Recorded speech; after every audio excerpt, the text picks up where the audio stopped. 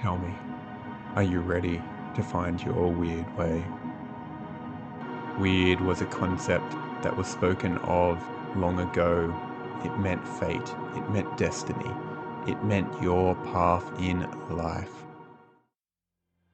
I'm your host, Dean Bentley, and I am here to explore how you can connect to your own path in life, to know the essence of your own soul, to connect to that single spark that lives within the deepest recesses of your being that says, this is why I am here, to go beyond the limitations, the constrictions of the modern world, and open you to the possibilities and the potentiality of what is possible within this world.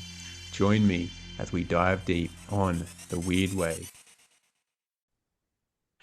Welcome back, Weird Wayers. We are back for another episode of the Weird Way, and there's a little bit of excitement for today and a bit of a cheeky energy because I've got a man here today who feels very devoted to the mystery, to learn and to experiencing many of the things I'm here. And in a way, I feel like I get to learn on this episode. I get to learn on every episode, but there's a deep interest and also a humbleness of my current knowledge and being able to approach this with such curiosity and be able to learn from someone who's spent time in spaces I haven't. And this is one of my favorite things on these podcasts.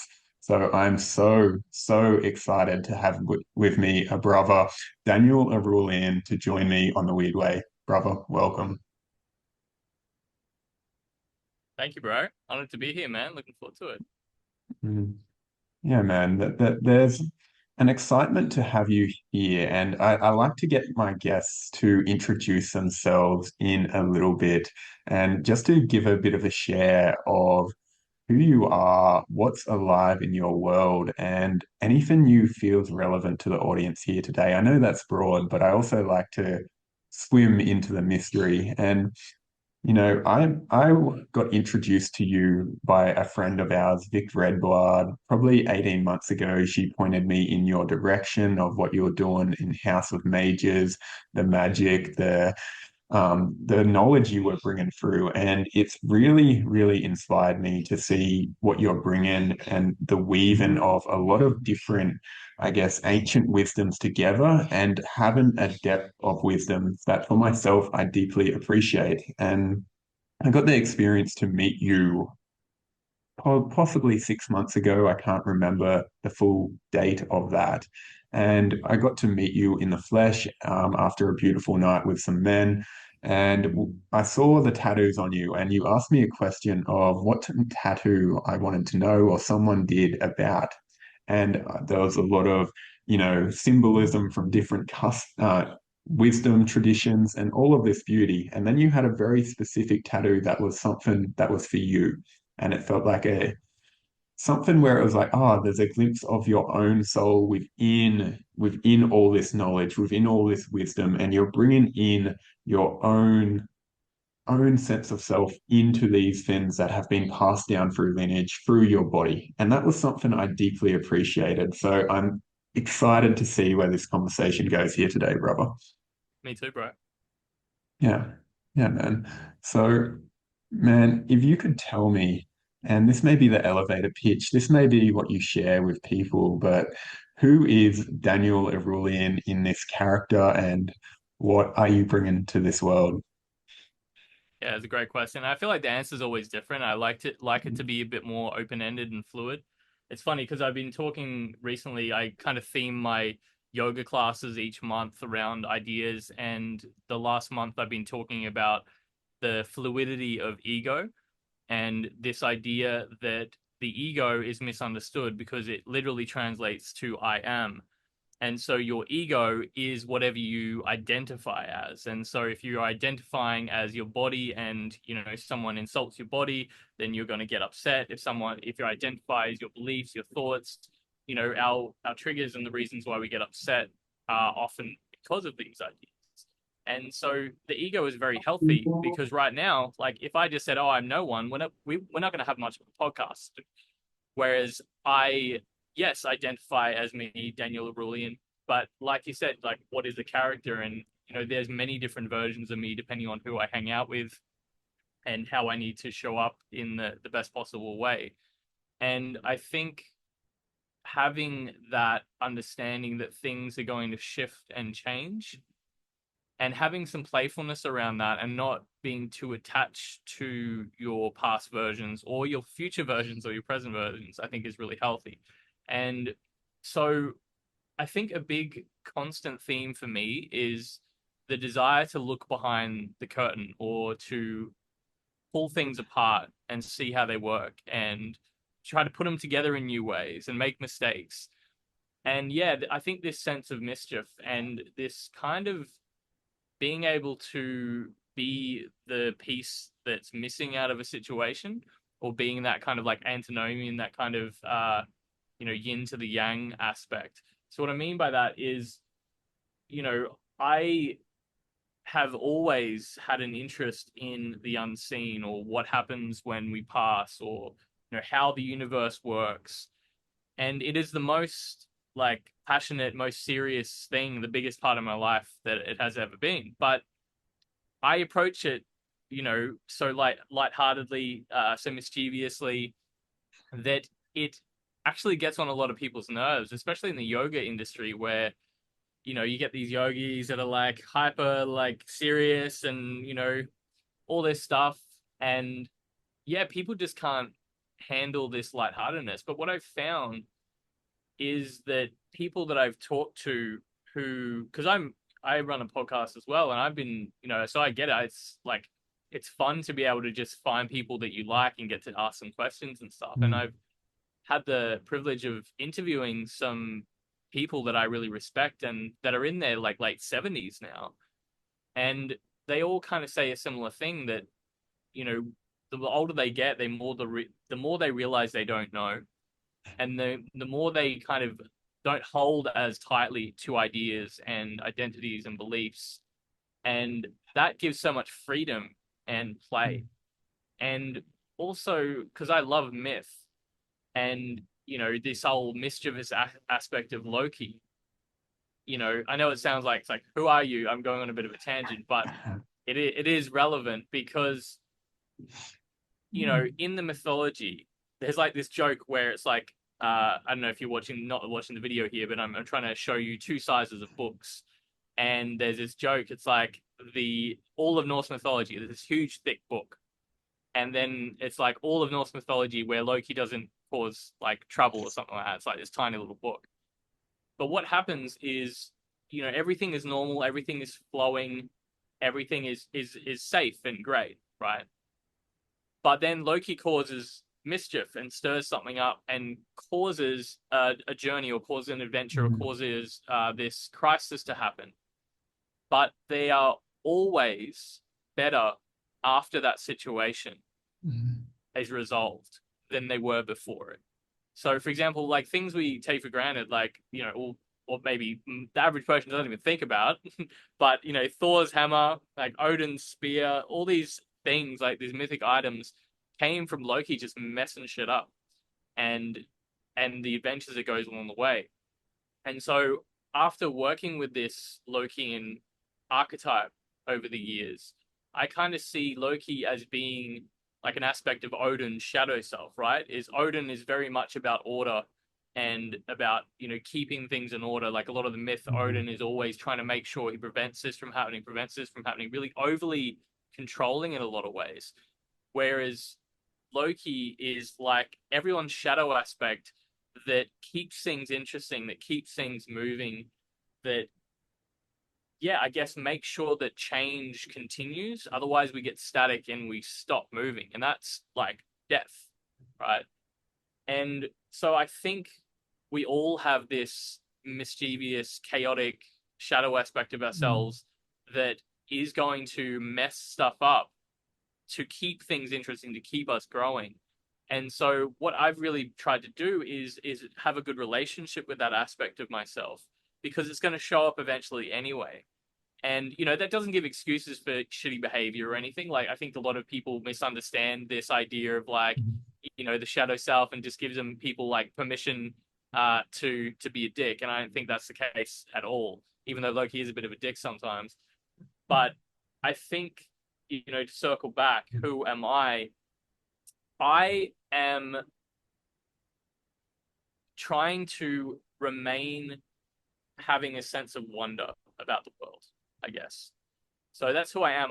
I am someone who loves diving into mystery and this sense of wonder, and trying to make sure that I keep that sense of wonder as much as possible. What do I do? That's a whole other question. So I'll leave you to see if you've got any other questions before we go on all those tangents.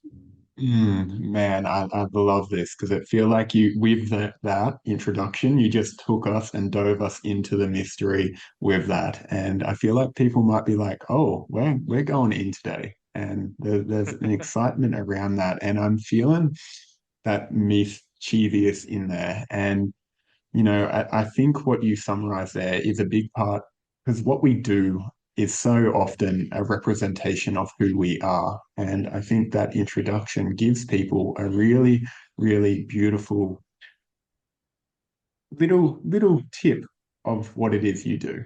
Because that engagement, that transmission of being attuned to the mystery and bringing that sense of wonder, which for me, I believe is so surely needed within this world. And so traditionally, I come from the men's workspace in a way where it's like, at times, I find a very rigid approach to masculinity of, I'm trying to be a man and it doesn't feel as true. And I've seen this in my own conditioning of, hey, I need to be a man. I should be a man. I should do all these things.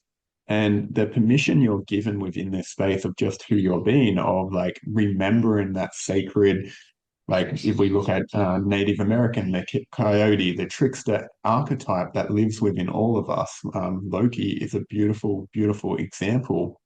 And there was a curiosity for me with all of this because it's like where you took us so deeply, so quickly, is like people may be like, I don't know how to get there, or like I'm back here where I'm still very stuck in this one paradigm way of viewing the world and attached to their ego and identity and believe that they're still associated with that. And I'm curious of your own journey because you said you were always interested in the mystery and exploring, but was there a point where you really started to open to this world and have this different perspective of how to view reality and what's shaped you to this man who's able to play with the mystery, be engaged with it, and still bring about this sacred transmission? Yeah, 100%, bro. And great question. And I think so. I am open now to it, and I've always had a desire to seek it, but I've always been very skeptical, and I think that's really helped me and hindered me. But so when I was about 17 years old, I remember having this conversation with my at the time girlfriend, and at the time, like I kind of ticked all the boxes, had a gorgeous, I guess at the time I was interested in Barbie looking girlfriend. And she was a great girl, like lovely, lovely girl. And I just remember having this conversation with her and saying like, don't you ever think about what happens like after we pass or at the end of life and all that sort of stuff? And she's just like, no, why would you think about that? Like you're never gonna know, you're never gonna find out. So why bother? And I was like, I think about it a lot. I've always been curious, like, in when you go to sleep, where do you go? It's like yeah, I've always been curious about it. And so that relationship obviously didn't last because I needed more. And I went through like maybe when I was 18, 19, 20, a few years of just doing some very what's the word for it? Very good quality research on the internet of all the different I guess wisdom traditions you could find. Mainly it was just Abrahamic religions because I didn't know any better. I was like, okay, cool. I'll read like the New Testament and the Old Testament. I'll dive into the Quran. I tried to get access to some of the Torah. I delved. I remember going through like a whole long weekend of barely any sleep, just reading all these things on Scientology and just like everything I could get my hands on. I was delving into the I Ching and I was devouring stuff. Nothing really clicked with me. Nothing felt logical. Nothing felt authentic to me or just aligned with my values or rationality. And so I kind of stopped for a while. And I was basically atheist, agnostic, and just kind of accepted that, but always kind of hoped for some proof of something else. And I remember meeting and having a short term fling with this girl that I met at a nightclub in Brisbane. Very spiritual experience. But I went home with her, and she had all these drawings on a wall of these like weird landscapes and things. And I was like, "What are these?" And I was like, "Did you draw these?" And she's like, "Yeah, they're from my dreams. I draw my dreams." And I was like, "Oh, that's really interesting." And then we got talking. She was from Cambodia. She'd had lots of experiences growing up with ghosts, and told me all these like vivid things that she'd experienced with. Hopefully, I just like checking the mics all right. Yep, cool. Yeah, thanks for letting me know. But yeah, just let me know if the mic drops out again. So yeah, all these vivid experiences with spirits and ghosts. And she seems like such a grounded human being in every other way. And so I was like, okay, well, this is interesting. And I was like, how do I get in touch with these? And she gave me some suggestions. And then I looked up more on these websites. And so it sent me on this like ghost hunting expedition for the next 9 months, where I was doing everything from knocking in the corners of my room at certain times of the night to going out into this graveyard in the middle of Brisbane at like 3:33 3 in the morning and on a foggy night and laying down and breathing a certain amount of times. And then none of it led to me seeing or experiencing anything that I would consider like a ghost experience. I mean, I had a couple of weird dreams, but I was also very obsessed with it at the time. So who knows if my mind was playing tricks on me. So again, I kind of gave up. So, it's not going well so far. But then randomly, at one point, I ended up meeting this guy who I sold a CD to because I was, it's when people sold CDs and put their albums on CDs and stuff. I had a little hip hop crew that I was with at the time, and we had our album, and I sold it to this guy, and he ended up getting me a job in a sales company, high end sales, and this guy was very successful, had a nice car, you know, all that ticked all the boxes. And yet he was talking about this idea of called magic. And I was like, what is this magic stuff? And he ended up giving me a book called Hermetic Magic by Stephen Flowers. And it basically was this introduction to the Hermetic magic system, which is when Greece assimilated Egypt, they transcribed a lot of papyri. And it's like where you think of ceremonial magic from, where you think of like this Egyptian, Greek, Roman, epic magic. This is all Hermetic magic. Aleister Crowley, all these famous magicians, they're kind of from this tradition. And it gave me a history of where magic was from, ceremonial magic. And then it gave some invocation at the end. And I was like, this stuff sounds a bit nonsense, but it seems pretty grounded. They're talking about the history of it. Why not give it a try? And then I kind of just did a simple invocation at the back because some of them were super elaborate. The most simple one I could find, and just was like this shout out to the universe was like, just give me something, like just show me something tangible. And then I had a lot of weird things happen in a very short amount of time that completely shattered my skeptical viewpoint enough to warrant delving into this further. And so I got a few more books on magic, and I ended up kind of having to choose the hermetic path or the rune path because anyone who's really focused on a tradition has probably or a martial art, which I'll go into in a second, can understand why it's much more beneficial to focus on one, at least to begin with, because otherwise you're just mixing things up and it can confuse you and you can really lose progress. So I chose the path of the runes. At that same time, I was starting to take martial arts more seriously because until then I had just dabbled in little systems, done a tiny bit of Muay Thai, a tiny bit of karate, tiny bit of this, tiny bit of that. And then I ended up having a friend that was doing kung fu down the Gold Coast, and he's like, "Man, should come and train with me. This guy's great." I went and did one Tai Chi with him up in Brisbane, and I was like, "Sure." So I went down. I drove an hour and a half down after work on a Friday night to go down to this beach, and there was like 6 or 7 people training there. I got there. None of them really acknowledged me except my friend gave me a little wave. It was, I don't know, a bit of a weird atmosphere, and I was like, I don't know what's going on here. And the teacher came up to me and he's like, "Cool, like thanks for coming down." He's like, "You want to learn kung fu?" And I was like, "Yeah." And he's like, "Well, you sure you really really want to learn?" And I was like, "Yeah, I want to learn." And he's like, "Cool, all right, I'll show you this stance." And he set me up in a horse stance, and it's like, if for anyone who doesn't know what a horse stance is, which is probably most people, it's kind of like a half squat position, hands are out, and it's uncomfortable to not want to be in it for any more than a minute, but it's obviously not unbearable where my legs are going to buckle. So he set me up and he's like, "Cool, that looks good." He's like, "Stay like that for the next 2 hours. If you break stance, you can go home." And I laughed. I thought he was joking around, and he wasn't joking around. And, panic set in, and, all these things are going through my mind. And I had to deal with all these ideas running through my mind for the next 2 hours, but I did it. And to me, that was like, I don't know, a real pivotal point of initiation. So not only initiation in, that I was learning magic at this time, I was really starting to look for new ways to evolve. I really like that. That was the ultimate power of, mind over matter, like willpower over instincts. Because every instinct was me wanting to break stance and just go home, but I pushed through.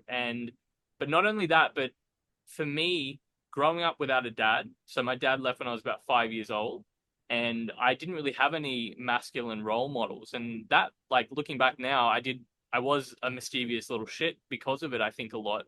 I just grew up with my mum and my sister, and even though my mum was amazing and really like took on the role of both parents in beautiful ways, I think I was running a bit of a muck up until that point, which was probably the age of like 22, 23. And then having this respect from this guy that I had like a really good relationship with because he was teaching me kung fu, but he was a nice guy, but also intimidated the shit out of me. So it was a real good camaraderie as well, and hanging out with these guys that were really, you know, idolizing, or sorry, kind of portraying or embodying these things that I didn't really realize that I wanted more of in my life. Because at that point, and to this day, most of my friendship groups are female, predominantly women. And, that could be because I mainly grew up with women, because I just think women often do more fun stuff. But yeah, at that time, it was really, yeah, life changing for me. And, I still do martial arts. I do a completely different version of Kung Fu these days. But anyone who has done a martial arts system understands that sometimes, even though like they might still be under the Kung Fu banner. So I used to do Chen Kung Fu and Tai Chi Chuan, which is a big circular movement. Now I do Wing Chun, which is all straight lines. And they are both under the Kung Fu banner, but they are both very different movement systems. And so sticking with one system, whether that's a magical spiritual system, whether that's like, one particular skill, and really honing in on it, there's so many benefits to that, learning a whole system. And I think that's really highly underrated in these days, where we have access to so many things at once. And it's so easy to be that squirrel that just jumps from branch to branch, like looking for new things all the time. And then we smash it all together and we think we know things. And, that whole Dunning-Kruger effect where we dabble in something and we think we know it really well. And yeah, I can't really stress how beneficial it is to find a whole system and then to really dedicate like years of time to learning that system as a whole, so you know what a full system feels like, and anyone who's pursued a skill understands that. And then you can take what you learn by learning that system into other things. And in the spiritual world, I think people just don't spend time in one particular system, or they choose really half-baked systems that have no real grounding in any kind of developmental psychology. And yeah, I don't know, I have a lot to say on those kind of things, but yeah, so that's tangent two, to answer that I question. love these tangents, man, and I think that last piece is so relevant, and even reflecting on my journey as I came onto my healing path. There was so much information coming at me, which was great because it allowed a lot of development and exploration and getting to feel for what it is. But for me, the experience was I didn't know how to find myself or my center in that because it's like I'm a little bit of that or a little bit of that. And there's like a culmination of a lot of different pieces. And in that, it's like, who am I? Because it's like, well, I'm a little bit like that, I'm a little bit like that. But I think what you're talking about is really building this foundational piece of something that's truly us and committing to it. Because it's easy, like when I think of my own journey, maybe I hit a wall and it's like, well, that's done with that. I can go on to another path or try something else, try and a way around it rather than actually meeting the obstacle and overcoming it. It's very easy when, you could go into one tradition and be like, oh, okay, I got to a point. I feel like I don't want to do like maybe you went down the yogic and I'm probably going to butcher a lot of this lineage here, but then you really get to the 10-day Vipassana and you're like, I don't want to do that because that's too intense. So I'm just going to go like sit a night of medicine and try over here. And there's like a lot of chopping and changing because there's an obstacle, a difficulty that comes up that feels too intense for us. And there's an ego identity of like, I can't do that. So we hold on to that idea of maybe limitation in that. So I really love this point that to devote to something. And we spoke about this briefly before we started this recording. And you were like when you were talking about it, I got the sense of there's almost a sacrificial nature in this. You were talking about making sacred, and for me, there's almost an element of sacrifice in the making of sacred, whether that be my time, whether that be the creation of a space, whether that be putting in a level of intention of like, oh, I need to separate myself from this world. I need to cut out of my day an hour to spend in practice. I need to cut out an hour of extra sleep so I have time to do my practices so I can learn what I'm here to learn. Like there's moments where we have to choose this sacredness or this sacrifice to make this. And I'm wondering if you could speak into this element of like and you may want to bring in myth, like I feel like this may be something here. Like I think of Odin in this, the willingness to make sacrifice to actually create something sacred and something more. Yeah, I absolutely love this, bro. You know, I just want to say, yeah, how much like respect I have for like already like what I've seen, what you're doing. The name of the podcast is dope. But yeah, also yeah, great concepts to ponder on as well. And I love this idea of sacrifice, and I think it is yeah really misunderstood because, like you said, so when we make something sacred, we are essentially saying what it is and what it is not. So we're already setting it apart from other things. So it could be on a simple thing, right? So if we have an altar, so if anyone who's had a daily practice usually has a little space set aside for daily practice. Oh, And I thanks think for the key this. part of any ritual practice is what we call an altar, right? Which is usually I've had my altar, my sacred, most valuable asset to me, an upside down cardboard box, right? In my little student apartment when I was practicing magic in my little dingy little apartment box. But it's what you make of it, right? And so let's say I have a really nice coffee table. If I make that sacred, I sacrifice it out of the usual everyday mundane use or the mundane world to only use it for rituals and things. And so then I sacrifice it so it no longer becomes my coffee table anymore. So if I want to put my cup there, I can't do that because it's only for putting my ritual in implements on, right? And so the more that we kind of create our own idea and sacredness of something, the more power it can give. And it's like whenever you use something for something, it starts to anchor automatic processes, right? And so if you've got a room decked out for only creative expression or only like certain things, you know, you can then walk into that room and start to activate parts of yourself that are creative. I have tried to even make my bedroom mainly for sleeping or, bed related activities, right? And tried to not do work in there, tried to not do different things because I found when I was like sitting up on my laptop in my room and doing work and stuff, whenever I go to bed, I'd switch on, my body was confused. It's like, oh, am I in work mode now or am I in sleep mode now? And you know, I'm explaining this because I am a big endorser of trying to see all these spiritual ideas from both a mysterious, wonderful, oh, it could just be this like mysterious thing that's happening and no one understands, or it could be a simple psychological process, right? And can you hold, paradoxically, both of these Mm. truths in there? And I'll touch on that in a second, but just to circle back, because I do want to speak on the myth that you mentioned. And so in I actually at the Beltane festival, so I just if you haven't been to the Beltane Fire Festival that they have on the Sunshine Coast hinterland every year, it's really, really cool. And I had the absolute honor of being the main ritual holder for the last year's one. They Mm. cycle one person each year. They go male then female. And so they actually asked me 3 years ago when I guest presented there to do last year, and I themed the whole thing around the web of Wyrd and the sacrifice of Odin himself to himself. And so basically, we did this whole lead up ceremony. We learned this chant, and then we did this chant, and they let me build this big uh, pillar thing, this big kind of platform where everyone would climb up on top and they would lean back and they would fall backwards into this net and be caught by everyone else in the group.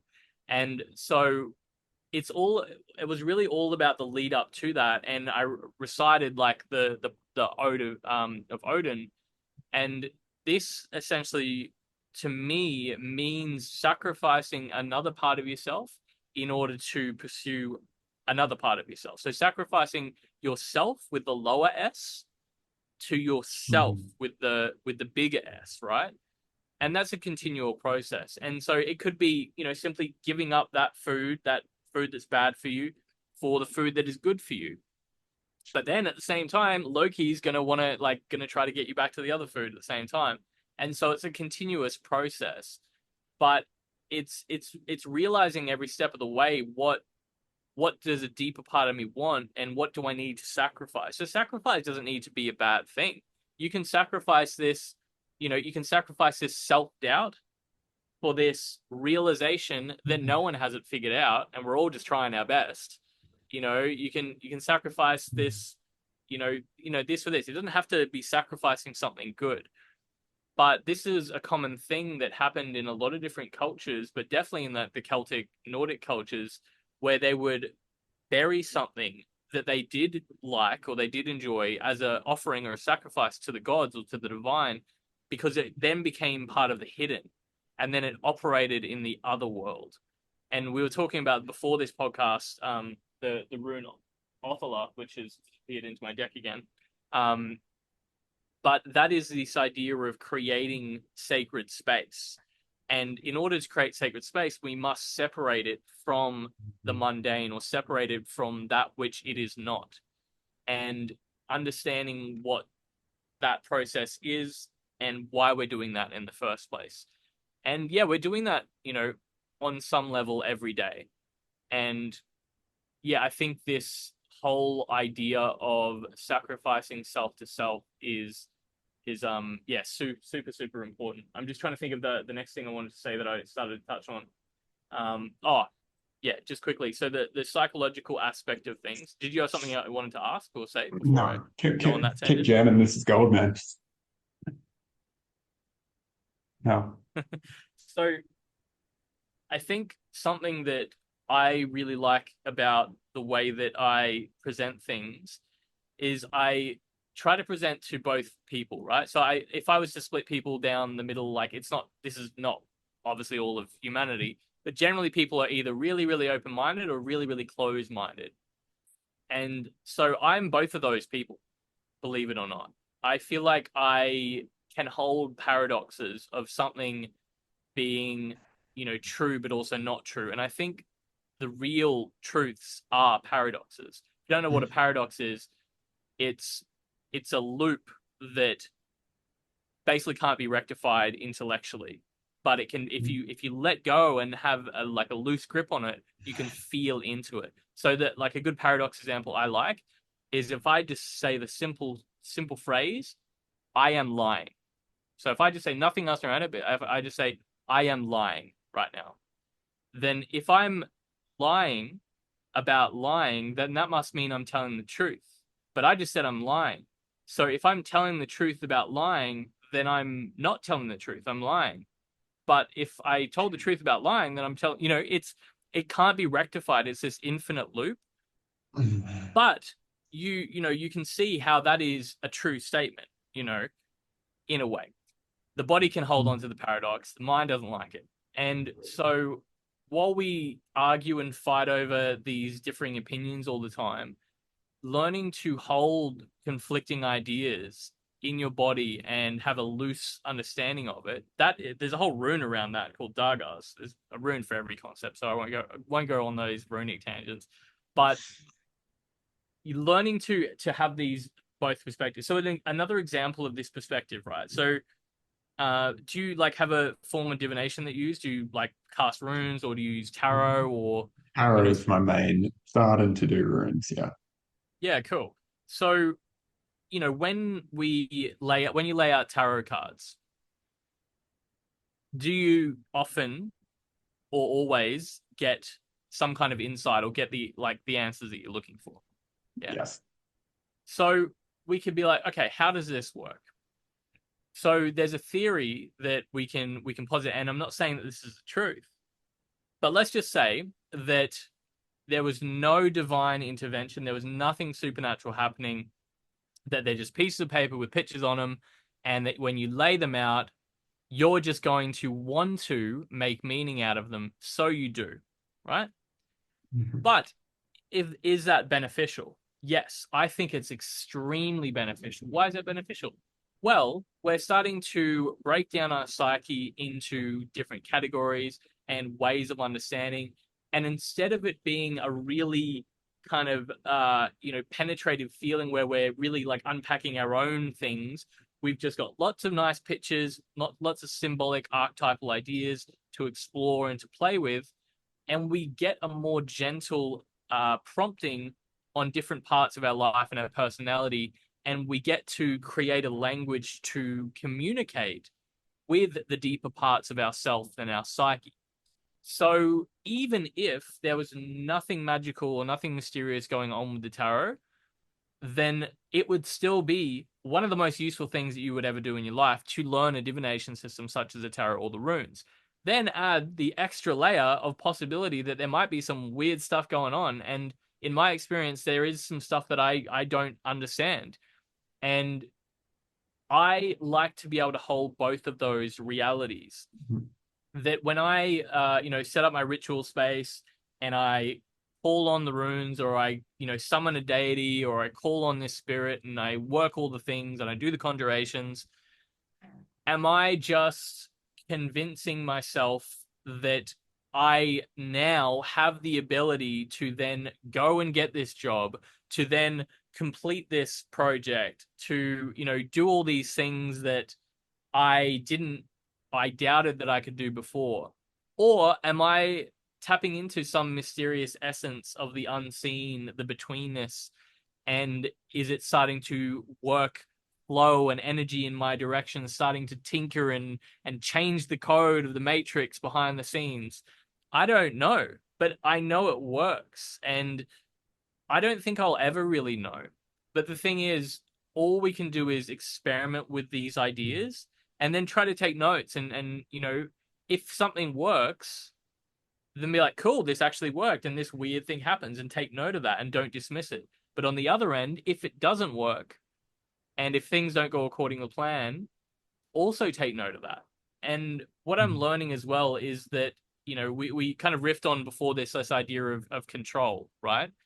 And I feel like early Daniel Erulian, in my early magical years, early mage years, I was trying to control everything. And when a spell had uh, an effect that I didn't ask for, or I didn't plan for, I didn't expect, I was like, I messed up. I got the calculations wrong.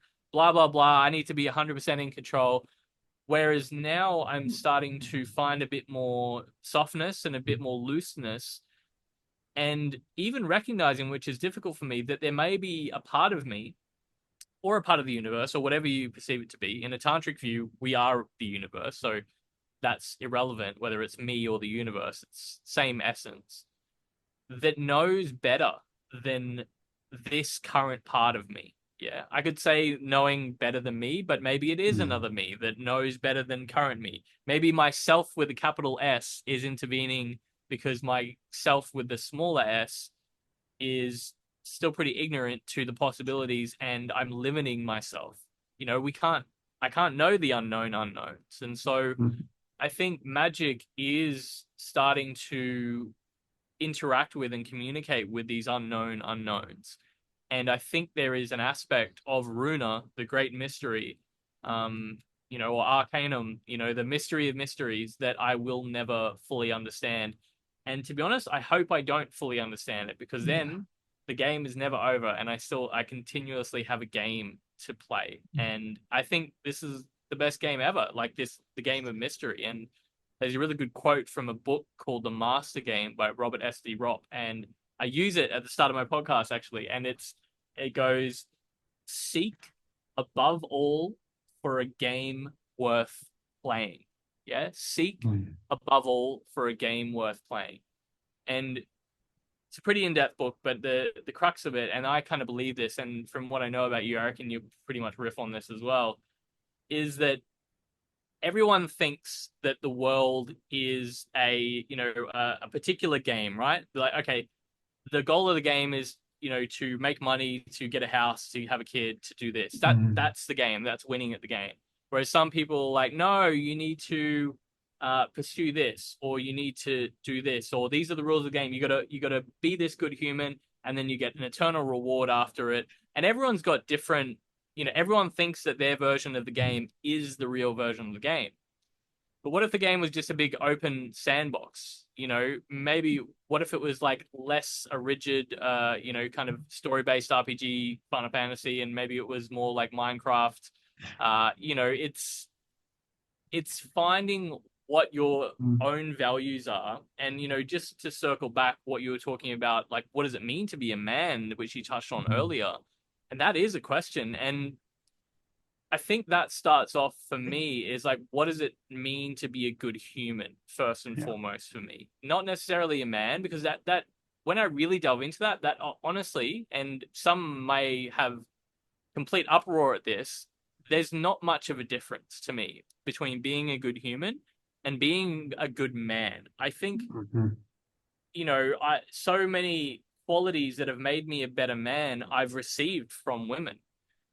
mm, And yes, there's certain aspects that I love from mythic, archetypes of men that I may not be as inspired from as women archetypes of these versions. But I think on a like really practical level of behavior and values and all these things, it just comes down to what does it mean to be a good human? And everyone's going to have slightly different opinions on that. There are some really great mm, models out there for how to do it, but it's finding really like evaluating what your values are and understanding that people are going to have different ones of that. But yeah. mm, mm. Yeah, so many pieces on this, and this last piece around what it means to be a good man has been, I think, one of the biggest journeys I see happening in a few different spaces, and something that's so important to have this conversation about. And for me, I hold a special place of this conversation within myself. So during my awakening process, I spent 6 months in a very ungrounded state. And in that period, there was a question, am I meant to be a woman? And actually exploring the deep feminine part of me. And I was very ungrounded at the time, but I actually got to connect with the feminine essence of myself, which, is a woman, is the feminine and that beautiful. And, we may use words like nurturing or, erotic or whatever, however we want to view that. But as men, like that has been my biggest teacher. The more I connect to that, the more I honor that. And going into this piece of control that came in, I think for a lot of men, as we develop, there's this sense of control. And very much I've had that on my journey where I'd cast a spell and I'm like, why didn't you happen? And I'm trying to control it with the time frames and making sure you happen right now. And when I say, and all of these things, and it's like, that for me is that immature masculine who is trying to control the feminine aspects of self. And as we dive into that and begin to reconnect to that and honor that, it needs nurturing, it needs space, it needs tendon, and it emerges into something more and comes into more of a flow. Like when I think of that control, it's kind of having a river and damming it, and rather than actually just having riverbanks to guide that water. I Yeah, I recall, think both. yeah, you think Yeah. both. Yeah, I actually love that analogy, bro. And it's funny that you mention it. Sorry to interrupt, but Mm, um so when I was a kid, I used to go camping on Stradbroke Island, once mm, a year, and we go there for about 2 weeks. And I don't know why I started doing this, but it was like the best thing ever to do with my entire 2 weeks there. I would find a river, and my entire goal for that whole 2 weeks was to redirect that river, and not very far, but to redirect that river somewhere slightly different, even just like 20 meters down the other end, so it mm, comes out the other like a different part of the beach, right? I know, like, what a weird thing to do with my 2 weeks, but I loved it. And what I learned was exactly that. It's you if you dam it up, it's just going to break, and it's going to break in the same direction that it was in because the flow is already heading in that direction. And so, like exactly what you said, I just need to redirect it. And so I offered it a different path to go down, mm, but it still went the path of least resistance. All the energy was still flowing in that direction. mm, So it was a constant process of offering it a new path, damming it up, redirecting, offering it a new path, damming it up, and constant. Like I'd think I'd nailed it, and then I'd go to bed, be super proud of myself, wake up the next day, it's broken and going back the way I was doing. And so, but the thing is, over 1, 2, 3, 4, 5 days, no, it's like it would have gone back the other way. But at the mm, end of 2 weeks, it was going a different way, and it was so mm, exciting to come back like a year later and be like, I made that river go that way. You know what I mean? It's like, mm. no one cared. That's just that's But great, bro. Like, this excites me so much, man. I'm a big fan of James Hillman, psychologist. He wrote the book The Soul's Code, and he okay, speaks of this.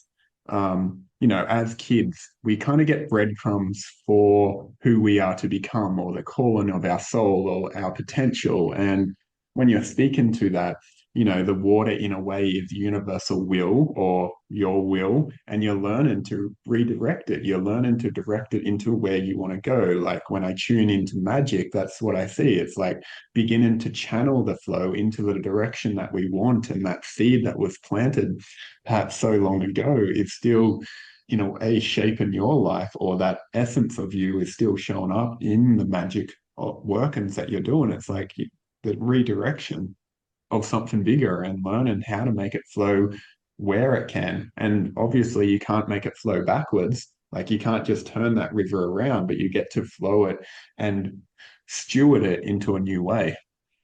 yeah, and I think you touched on something really important there because people, when they do spells or do manifestation and all this sort of stuff, they're often operating from this viewpoint that they're the only one doing it, right? And Mhm. everyone's like, I am the absolute controller of my entire like being and all this stuff. I was like, dude, there is like even just in your neighborhood, even just in Northern Rivers, there's like 100, witch girlies who are all trying to do the same thing.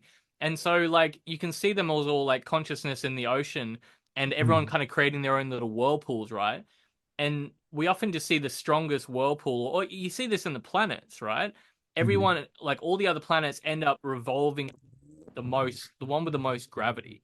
And we see this with trends, we see this with human behavior that whoever's really the loudest and the heaviest with their conviction ends up drawing other people around them, and then we all kind of influence each other. And this comes like from will and manifestation and magic as well. And it's something that like we all have to kind of hopefully go through. Some people are probably just going to still be convinced that they're the only consciousness in the galaxy, and we're all just emanations of their own Mhm. imagination, which I guess from certain viewpoints is not untrue, but it's not just me and it's not just you, right?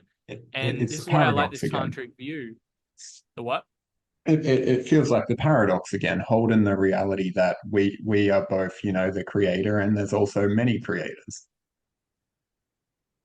Exactly. And so if I do a manifestation for a job, right, and you are also going for the same job, and you do a manifestation ritual, then who has the right to get it out of you and I? And there's a lot of mysterious factors. There's like practical like factors of who's actually more skilled, who is more eloquent, who has more charm, who genuinely connects with the interviewer on a topic that maybe the other one couldn't connect. So there's so many factors here. And just a reminder, anyone who is trying out magic and manifestation and sorcery and all this stuff, and if it's not working, just remember that you're not the only one playing the game.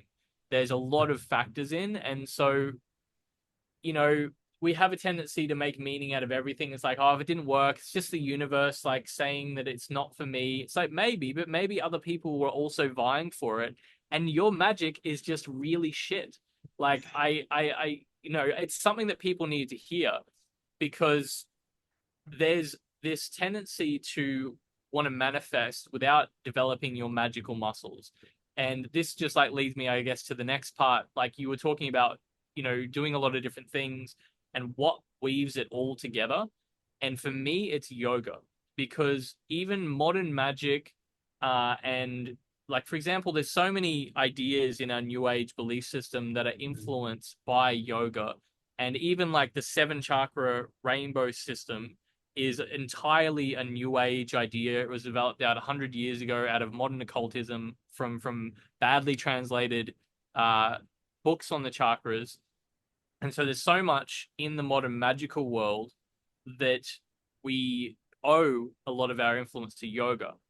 And yoga is, to me, a technology of really building and developing your vessel to both be able to concentrate, to understand, to get new views.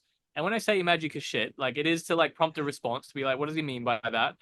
But what I mean by that is if you can't sit still and focus your attention on something for 10, 20, 30, 40 seconds, if you aren't able to really spend time developing a language with your internal world or the magical world, depending on how you view it, then I'm sorry to say, but in my opinion, you might have a very different opinion, but your message isn't getting sent, right?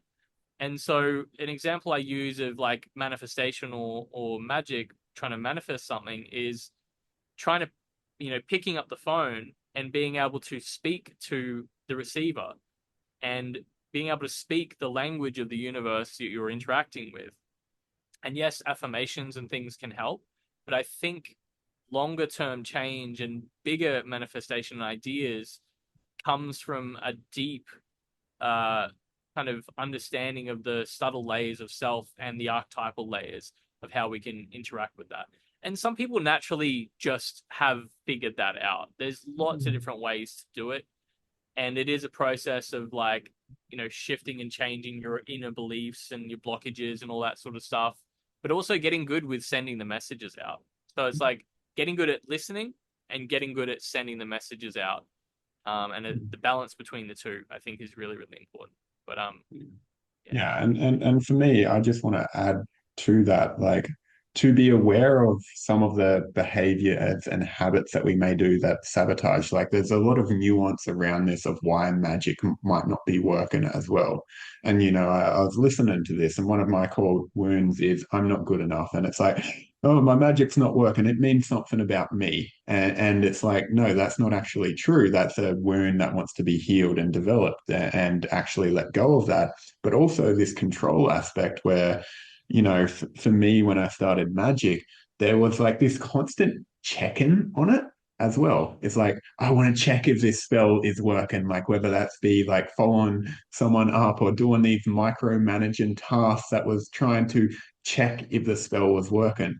And how I've later perceived this is me grabbing the energy and like pulling it back a little bit and being like, hey, you there yet? I'm trying to like control the universe, and it's stopping the flow and the energy where it's meant to go.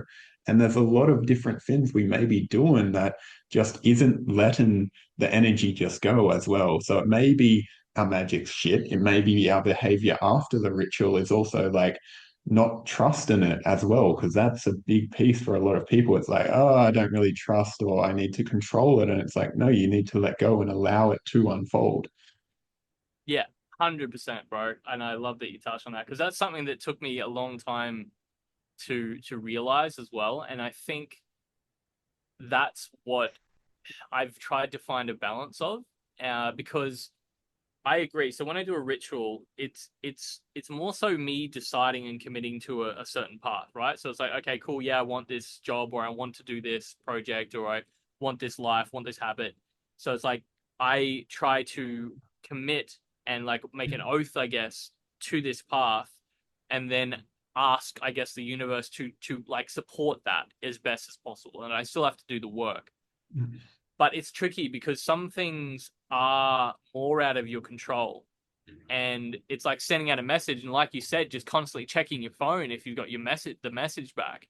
And exactly, and I see it pretty much identical to what you said, is when you're, checking on it, it's interrupting the process. So it's like back to that analogy. It's like cool, like I call up, put an order out to the universe, and then I hung up, and then I'm just like sitting twiddling my thumbs, thinking about it. Pick up the phone. How are you going? Well, we were going good, but now you just interrupted us, and we just burnt your pizza, and so we're gonna have to start over the process again. So can you just leave us alone? Let us do the thing.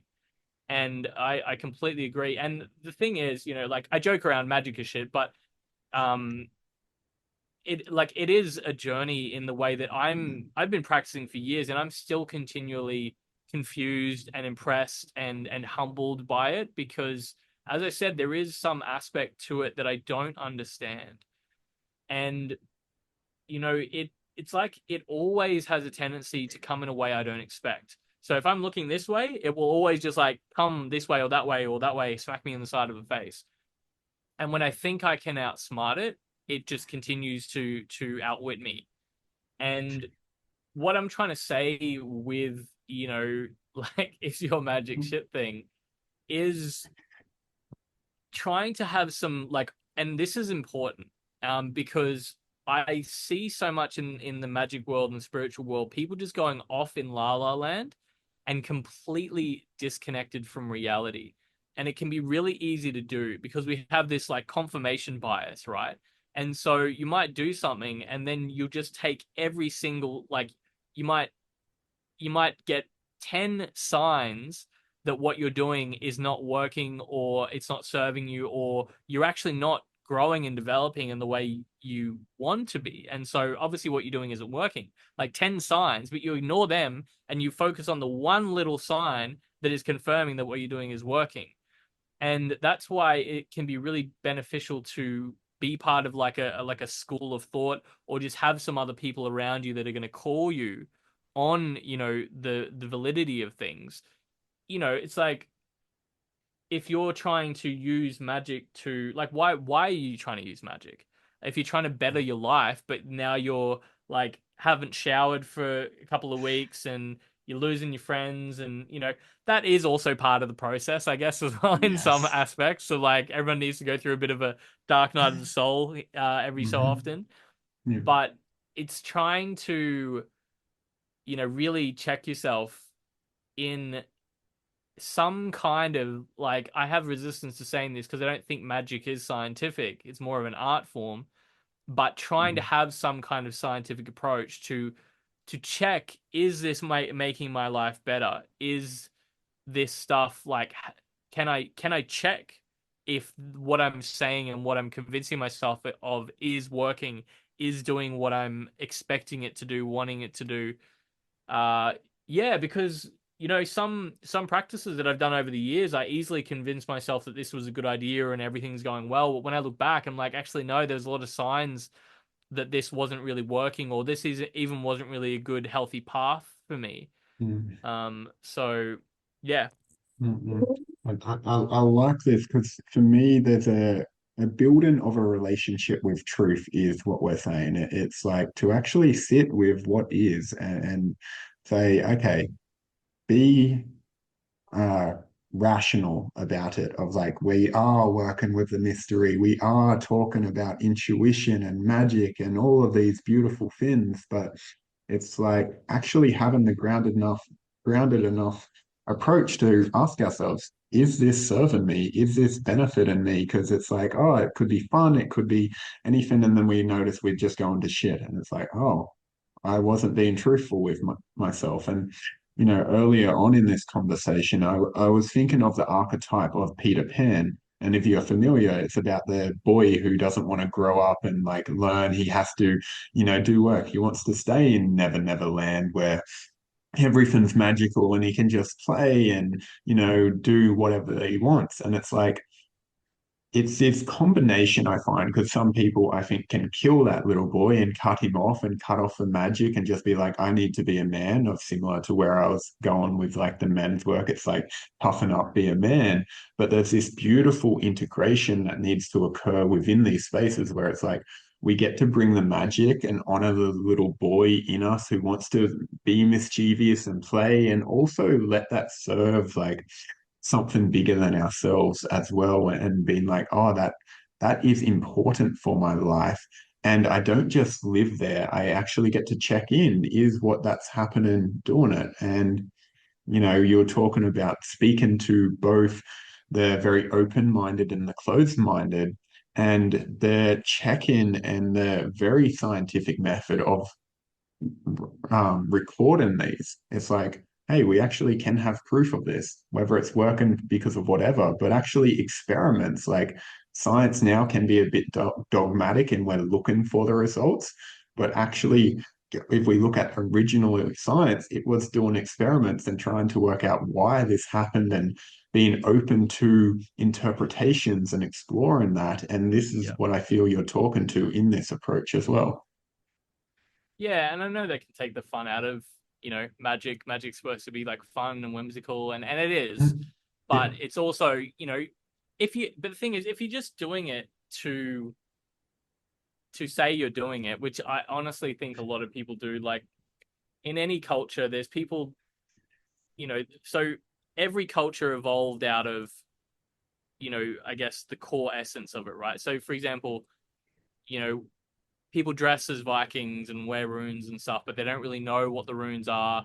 They don't know follow the myth and all that sort of stuff. But that, and that does bother me sometimes. It's like people like doing this stuff, but it happens in every culture, right? You get people that, don't really even listen to certain types of music. They just dress the part. I remember like growing up in school and being into hip hop and stuff, and people would wear Wu-Tang shirts. And I'm like, oh, bro, Wu-Tang. And they're like, what's Wu-Tang? And I was like, the symbol on your shirt. It's like, that's Wu-Tang, and people just not even been able to name one of the like members of Wu-Tang and stuff. And it's just, there's the aesthetic of the culture, and then there's the actual core essence of the culture. And that's just part of it. Like it used to bother me a bit more.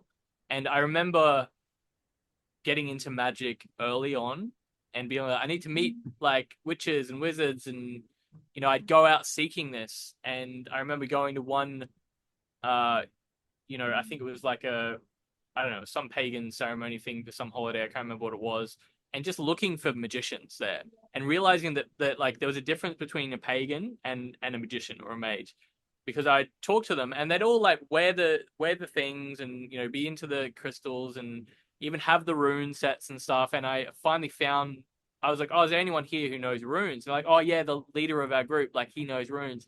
And I had a chat to him for like only 15 minutes, and because I realized straight away that what I was looking for was not there. Because he's like, oh yeah, I talked to the runes, and then I talked to the tarot, and I talked to this. I'm like, oh, but like when you like, how do you practice the runes? He's like, oh, I just like do it intuitively. Couldn't explain the process. There was just like no.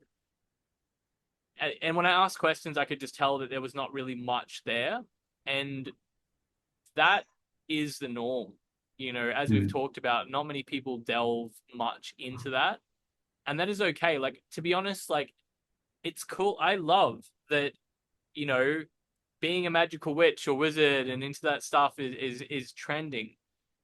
But I think Mm. people have to watch how much they speak with conviction about ideas, Yeah. because a lot of the stuff that gets thrown around is really misunderstood. It can be detrimental. Like what we were talking about, the masculine and the feminine ideas. Like So I have a big background in classical tantra, and so classical tantra evolved as a rebellion out of renunciate-based yoga. Essentially, it's like I want to have a family, I want to have a job, I want to be a householder and be spiritual, and and be a sexual being. And so originally yoga, you couldn't do that in renunciate yoga. You had to go into an ashram, leave Mm, family, be in renunciate.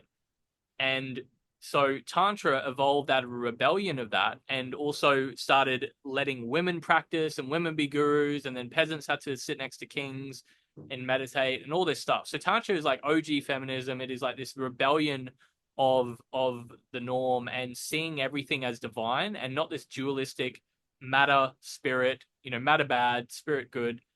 And that renunciate viewpoint is a very like Christian viewpoint, a mhm, very like classical yoga viewpoint, and I just don't see it that way, and that's why I think I like tantra, especially non-dual tantra. And there's just a misconception because a lot of stuff, just like how when yoga came to the West, there was an introduction to chakras. They misunderstood what chakras were, made this own system that was based on Maslow's hierarchy of needs, color theory, all this stuff.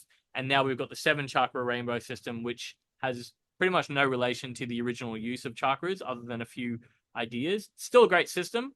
It's actually great for things like coaching, like life coaching and stuff like that, because it breaks down your psyche and your human needs into a sequential system that can then be installed in your body and interacted with.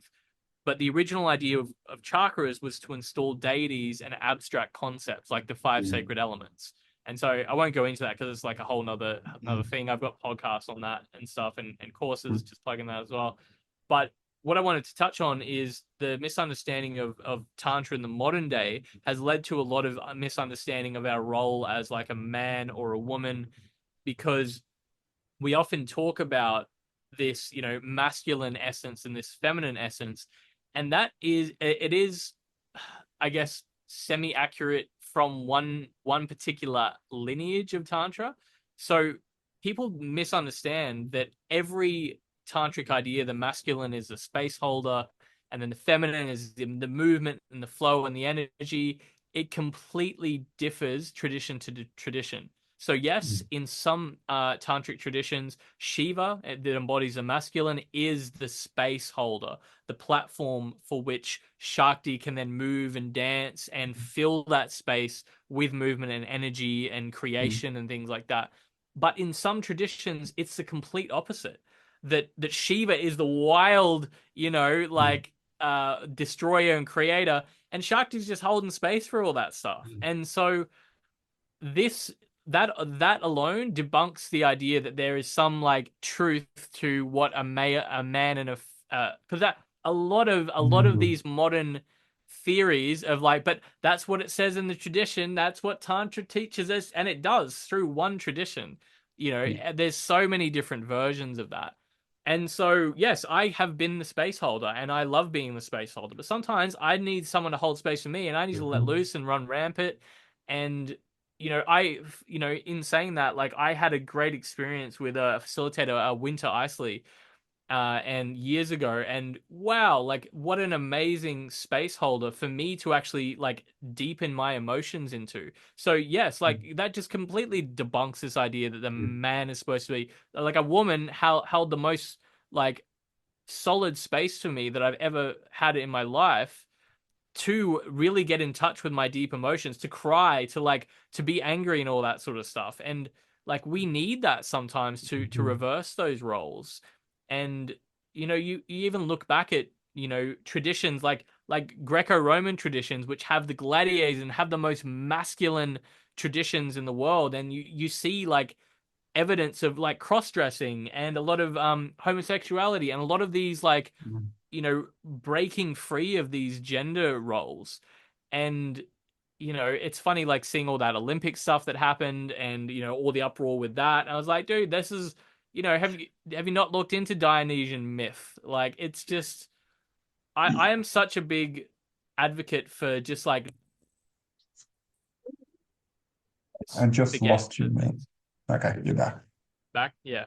Anyway, I just, you know, I think it's so important to learn aspects of our history because we can then see, and we were touching on this briefly before the podcast, the web of Wyrd. Mm. And Wyrd to me is like, I mean, mythically, it's the three strange women, the three weird women. So we've got Erdha, Verdandi, Skuld, but they're it's in what's interesting. So many tangents, but I just have to close this I really love quickly. it. Keep it coming, So man.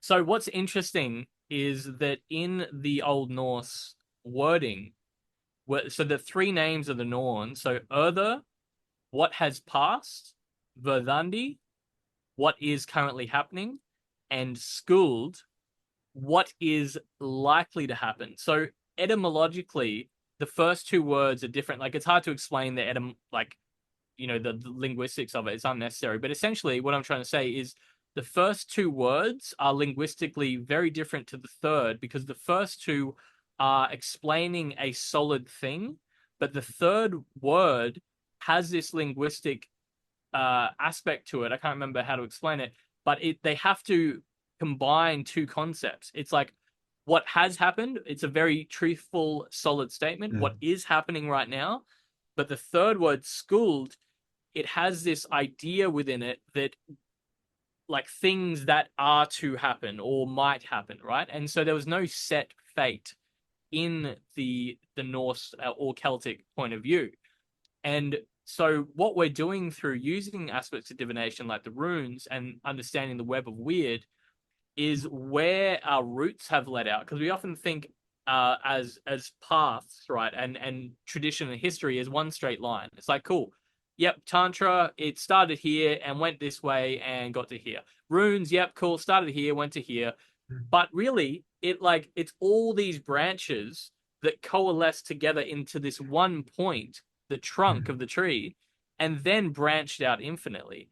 And so when we get dogmatic about ideas, and so many people just have a misunderstanding of where things come from. Like, people I've seen people criticize me of using rune cards, right? Doing rune reading and like, oh, that's not how runes are done. You need to do them with rocks. I was like, bro, do you know for one, all how impractical it would be to carry around a bag of rocks with you, to do readings with and stuff like that. The most of the rune engravings on rocks are because they're the ones that lasted all this time, and they're mostly for funeral rites and to stop zombies. A lot of the like rune things were legit to stop Draugr, to stop zombies from coming. But all we actually know from what we like from doing a rune reading, the only evidence we have of a rune reading is from a Roman guy called Tacitus who went to Germania at the time, saw someone throw some sticks with staves on them. That's all that was said onto a white cloth.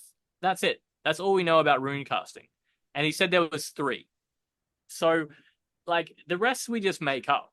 And even the names of the runes are all recreations based on the evidence that we have. And so what I guess with within all the tangents, what I'm trying to say here is that just because you've been told something doesn't necessarily mean it's true. And that's an obvious thing, but it's so overlooked. And trying to have this approach, if someone says something, if I'm saying this, don't believe me, go and look it up. Like you can look up things. It's so easy these days to look. Don't ask ChatGPT though. That's just you know. Confirmation And bias. yeah, and so like trying to find the roots, trace the Mm. roots, and understanding that everything pulls on everything else. We think of things as Mm. isolated, but the web of Wyrd reminds us that like it's this idea of Mm. tensegrity, that if everything's connected and if you're pulling on one thing, something else is going to shift. And that's a good analogy to come back to what we're talking about with sacrifice. In that, like, we've got the massive web of Wyrd, as above, so below, right? So we've got the massive web of Wyrd, and that we're all connected on this mysterious essence. But also, if you're working and affecting one part of you, that's going to affect another part of you. And that's often what we call the shadow, right? Because we're shining light on one particular aspect of ourselves, but that is then casting a shadow. And so the danger of like shadow work is we never finish it because there's always a shadow. If we're casting light on something, we're casting a shadow. And so we're constantly chasing our tail. And I see so many people that are just always in the process and just like, yeah, how you doing? Oh, I'm just going through something, man. I'm just going through the process. And that might be true. But if I check in with someone every 6 months and they're always going through a process, but never finding joy in what they're doing, I'm like, man, I don't know if your process is doing good things for you. It's yeah. Anyway, thanks for the listening to my TED talk. Oh, I love these TED Talks, man, and I think this is one of the paradoxes that it is important to touch on. It's like what we're speaking to, is it working for you? And I know I've been in them loops where I'm like, I'm touching on a wound and I keep touching on it, and it's like I'm poking it and it's just bleeding every time. And I'm like, why aren't you healing? Well, I'm fucking making it bleed every time. And it's like, maybe that's not working. And I just need to be like, oh, you just need some time. And for me to go live and you will naturally heal. It's like these different things that happen along the way. And like for that to occur, I think is just something that needs to be allowed in this space. And and to come back to, I guess, the scientific approach in not the dogmatic, but the openness to check, is this working for me? Is this applying something to my life? And am I going to is this giving me a return? Not in the sense I need something, but just the benefit. Like we go to the gym. If we hurt our back, maybe we don't do that exercise anymore. It's like, oh, that didn't work, or I need to change my technique. I need to get stronger before I can lift that weight.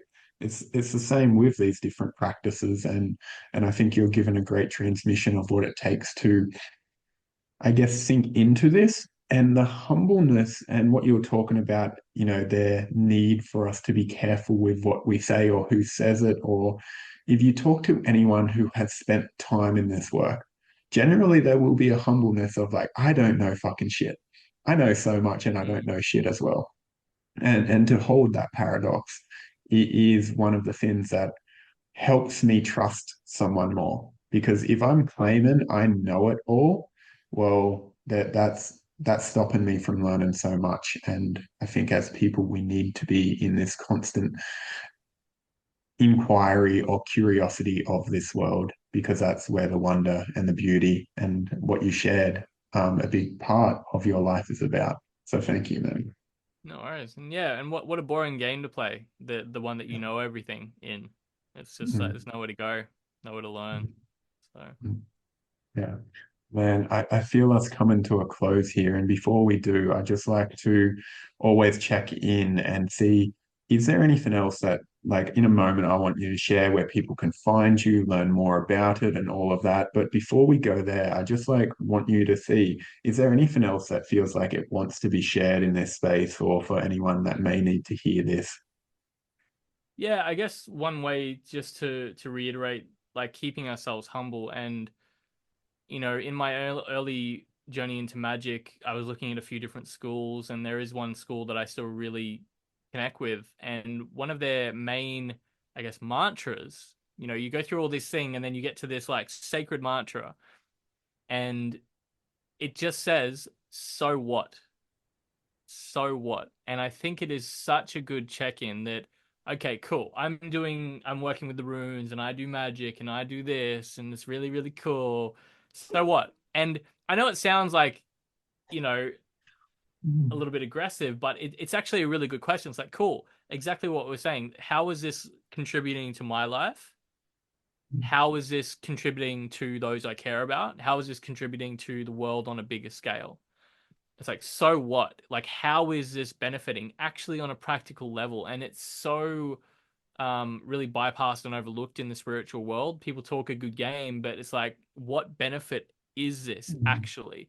And trying to break it down. And usually it takes like 20 questions to like knowledge. Just What lost you there. find knowledge to what? Got me back? Yeah, I got you back. Yeah. And then yeah, and so that's a really good just little check in just to keep us kind of Mm, humble and really to like help us understand what we're actually doing because I think if you really believe in something, having it questioned can only make it stronger. And if having it questioned weakens it, then maybe it's not such a solid thing that you should be endeavoring and spending a lot of time with. And then the last part that I'd like to leave everyone with is that, we all think that everyone else has it more figured out than us. And on some level, yes, like, obviously if someone is a builder or a carpenter and I haven't done any of that stuff, they're going to know more of that particular skill. But at the same time, they might not know how to swim. And so, they're going to be very humbled if they jump into some water and they're going to need someone to teach them how to swim, right? And so we're all students in particular areas. But then it's also noticing the common theme that we all feel the same way about a lot of things. We're all trying to do the same things. We all just want to be, connected and supported and feel safe and feel valued and feel connected to, some bigger endeavor. Mm. And I see certain movements reflecting this, but it seems that no one acknowledges it. Like, I'm not going to get into this, but the whole starseed movement, that actually originated. People don't read the history of things. This was like very influenced by the Theosophical Society and Blavatsky and all these other ideas that led to these, and things that don't really make sense, like people talking about Lemuria, which the most all we can find in the history of Lemuria is actually an island off Greece called Lemuria because it had lemurs on it, and just these ideas. But again, it's like same thing. Like, I mean, I hang out with the Fae and like do things, so it's equally as abstract and weird, I guess. But what I'm trying to say here is Mm. an interesting key theme I see of something like the Starseed movement is the myth around that, right? Is that I feel different, and because of that feeling different, I'm obviously from a different planet, and I'm from elsewhere, right? Because I'm different and I'm weird. And that might be true. Like, who am I to say? That might be completely accurate. But it's interesting that this movement is based on this one particular idea and it's caught on so strongly. Doesn't that show you something that we all share about being human? That we all feel weird and we all feel disconnected and we all feel this same otherness, right?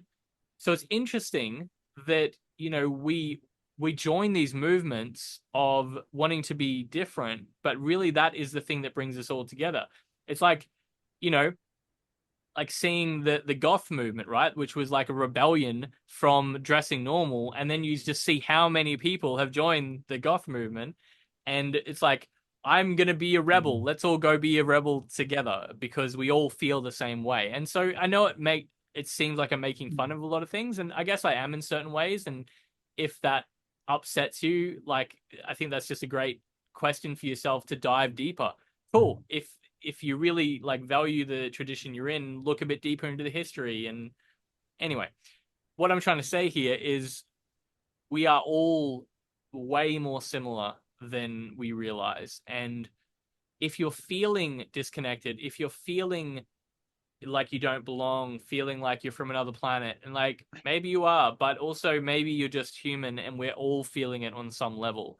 And I think just acknowledging that and really coming back to this humanness. Yeah, And man. yeah, I feel like everyone these days wants to be something else other than human. And it's like, man, I'm just a human. I'm just here. I love this planet. I am happy to come back here a whole bunch of more times if it'll have me. And yeah, try my best to, find games worth playing and people that I love and value to play them with. And not everyone has to agree with the games that I make, but those who do want to play the games with me that I like, I will love and value and fight with and ally with as much as possible. And yeah, to the others, and cool, like I wish you well as well. So Love this point, man, and just thank you for sharing it. I'm very cautious of anything that creates more separation rather than more connectedness. So I really love this point that you touched on here and just feels so relevant to some of the things I've seen in my own journey and also the collective. So thank you for that piece. Man, this is bringing us to the end of this, and I fucking appreciate your wisdom and what you've been sharing. And I'd love if you could just share how people can connect with you, how they can find out more, if you've got anything coming up that you want to share. This podcast will go out in the next 2 weeks. So anything in them time zones, to let people know. Cool. Yeah, so I guess one of the main ways is just finding me on Instagram. So my addy is at Daniel Erulian, Erulian.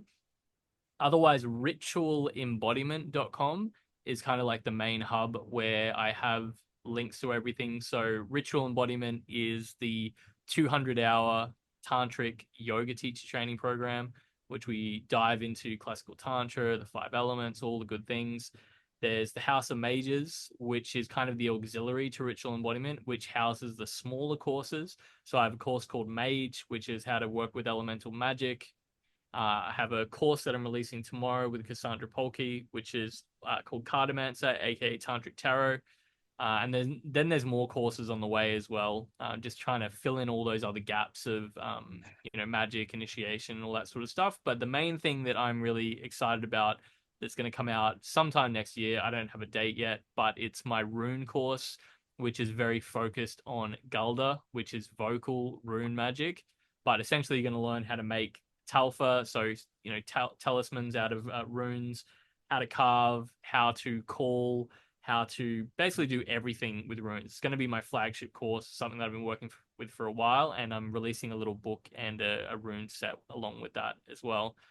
But yeah, ritualembodiment.com, Daniel Erulian, you'll be able to find stuff. I'm sure Dean will put some links Yeah.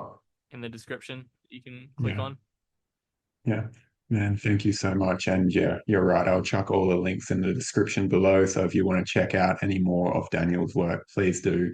Man, I just want to acknowledge you for this conversation and say thank you for coming here, sharing your wisdom, your TED Talks, and everything in between. It was a deep pleasure to receive your wisdom and just your depth of knowledge. So thank you for being humble. Thank you for being the character that you are. And thank you for joining me on the Weird Way.